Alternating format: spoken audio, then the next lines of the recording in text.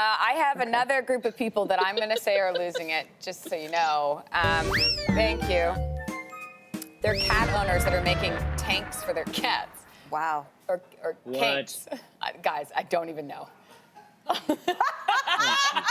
And this isn't just one person. This is a thing. People are truly losing it. This guy's going to battle. Like, look at the white one on the bottom. Why not? Enemy is in sight. This is a cry for help. I mean, owning a cat in and of itself is a cry for help. What does Putting he them say in at the a tank. top? Sergeant Boots? I don't know. It's named it, though. Oh. There's lots of these. Listen, there's a lot of cardboard boxes coming to the houses.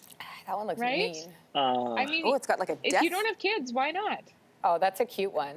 It's too young to be at war. This is very cute. That one wants no part of it. No part at all. I'm actually feeling so much pity right now. Oh.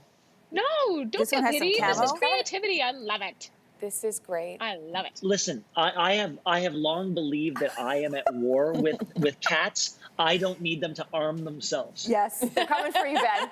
They're coming for you. Thanks for watching. If you like this, be sure to subscribe here. And you can check out more Your Morning videos right here.